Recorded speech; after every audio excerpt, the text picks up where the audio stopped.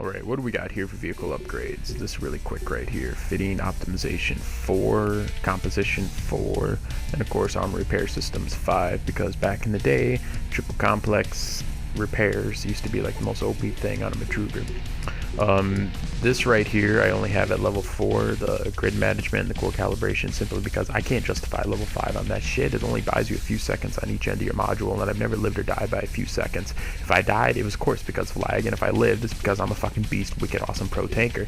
Alright, these are both at level 4, but that's primarily now for my shield ADS, my Python. I don't really shield tank anymore. I used to only shield tank because it was like challenging, difficult, and hard mode, and you had to use your terrain more, but now I just let the build do the work for me. Matruger for the win, bitch! Of course, back when I did shield tank, of course, I did use as many complex damage mods as I could on my particle cannon, and I used to two-shot every goddamn motherfucking tank and vehicle and dropship and whatever you name it on the map.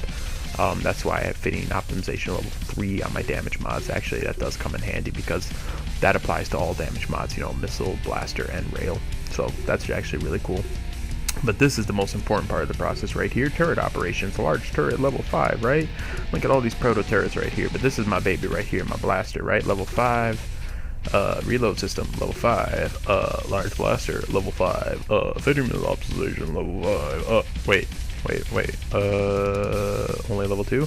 Why? Because, hello, tankers are fucking cowards. Every tanker has access to the red line in a jiffy, and that red line usually has a supply depot, so I don't need to be really concentrated on if I have enough ammo or something, because I can just go back to the red line. So any tanker that bitches about AV being OP or they're not being utilized, the fact that you can get your ass back to the red line and either recall your tank or play like a bitch at any given time makes it so you don't have a right to bitch. So let's get going.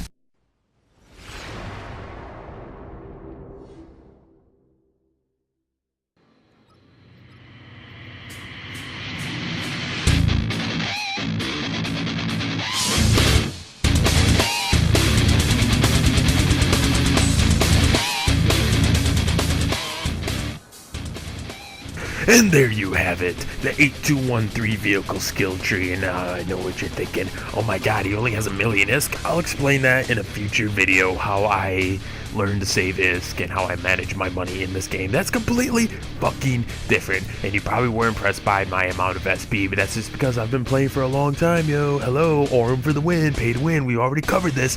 But anyway, people, welcome to the video. Right now, you are seeing the much requested 8213 tank video. Now, I know what you're probably gonna think.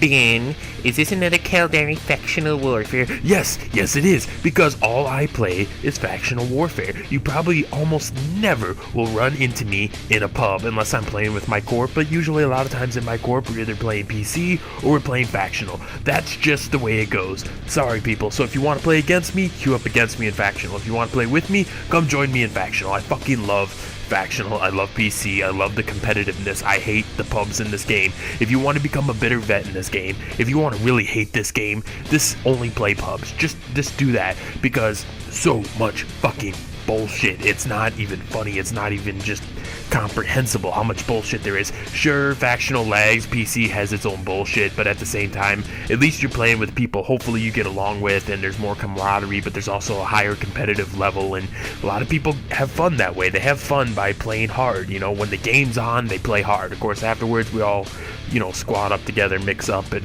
you know, go have drinks together, I guess you could say, but, you know, on the battlefield, there are no friends, just enemies, especially in any EVE game. You know, you can't even trust your own teammates in factional because there's friendly fire and you could get AWOX'd.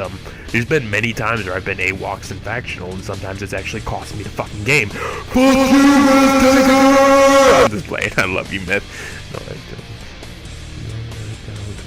Anyway, you'll notice that the frame rate though, however, in this game really starts to cut out, even while I'm in a tank. Now, usually when I'm in a tank or if I'm in a vehicle, I've noticed that I don't get frame rate buffering lag or whatever that is. Other people I hear complain about it, and as soon as I step out of my tank, sometimes either kill a guy or lay down an uplink, I notice that, hey, it's really laggy. Then I'll jump in my tank and all the lag will stop. It's just, it's weird, it's unreal. But basically, eventually, lag happens. It happens more so, I think, in factional warfare. It happens the most in PC. Even though a lot of the PCs that I've played, I'd say about over half the PCs I've ever played in this game, half my Planetary Conquest matches have been actually 100% lag-free.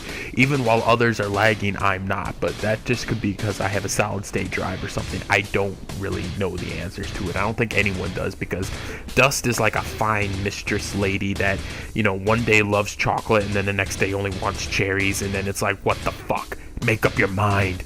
But anyway, so you'll see me tanking, and you'll see me with the Madruga tank, and right now the big Madruga fit right here is 2 hardeners, an armor repair, a nitrous to get away. I choose to use a damage mod instead of like a scanner or a turret or something, you know what I'm saying?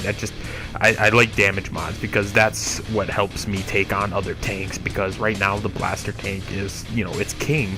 Also use an armor plate extender, but you could probably obviously see that because they did nerf the amount of base armor Madruga has, which they should have done a long time ago. There was no reason for that thing to come with 4,000 armor out of the box. That was stupid in my opinion. But that right there is basically the primary build. So if you want to start tanking, you can actually make a Soma with that exact build using all militia modules, and I don't think you need much SP invested into it, so it'll give you a good feel for tanking and whatnot. Now, what separates a good tanker from a bad tanker? In my opinion, it's no different than a Slayer and a Kill Whore. A good tanker is someone that can help his team out, escort his team, and do the 3 Ds of tanking, which is demoralize, distract, and destroy. Now, if you notice that I said destroy, I mean destroy turrets, destroy other vehicles, not really necessarily destroying infantry. Demoralizing, you're demoralizing infantry because infantry is not going to want to push, especially over open ground, if there's a fucking blaster turret staring at them.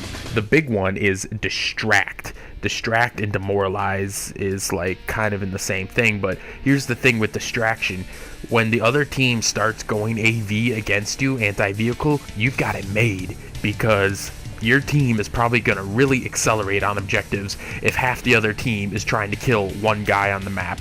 That's what you're really doing. It's kind of like in American football, is a lineman on the front will grab as many people as he can and try and soak up as much people as he can, because if he can get 3 people to concentrate on him, you know, all of a sudden it becomes 10 on 8.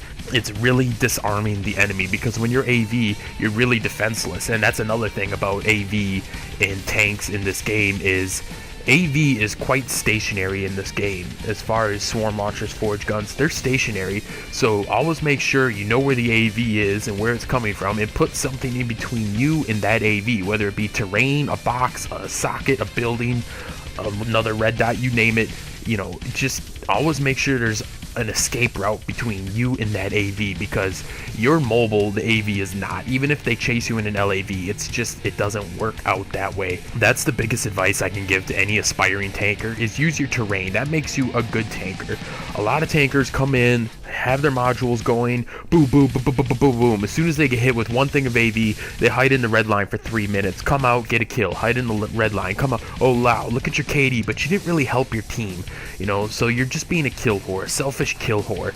I mean, you have to use your tank, and you have to make it so you can help people with it. There's other roles you can do besides just shooting people in your tank, and that's laying down uplinks if you need to, jumping out and repping people if you need to. If you're in a tank, you're probably not going to die as likely, so I suggested a Marlaji suit, because you can lay out uplinks all over the map, because you can get around the map much faster and, you know, much easier, and those are really fast uplinks because you're a Marlaji build. A lot of vehicle users swear by the Marlaji suit. The ones that are running blueprint suits in their tanks are only doing it because they want to save it, because they're more concentrated on themselves. They're not being a team player. So a good tanker, you know, works with his team and helps push letters and gets the other team to AV against him and pulls aggro, as a tank should, if you ever play like League of Legends or something, or Realm Reborn. And a bad tanker just bounces in and out of the red line playing like a little fucking bitch, and those guys usually end up soaking up a lot of AV too, because people get distracted by that, and eventually you spend the entire match trying to kill that guy while your team's losing. Meanwhile, he's feeding himself kills through you, and that's how people like Duna 2002 have a KD of 45. Just basically, it's a psychological thing. And that comes back to demoralizing the enemy. You're psychologically messing with them when there's a blaster tank on the field. That's your role, that's your purpose. So as you can see in this match, it's really laggy because the frame rate cuts out. That's just how it goes. You know, sometimes you blow up and sometimes you lose your shit because of lag, and there's not really a whole lot you can do with it. And you know, sometimes you accidentally turn your modules off in the wrong spot and you can't move and you can't get clean hits on people, and all of a sudden some fucking loser with a fucking advanced swarm launcher pops you.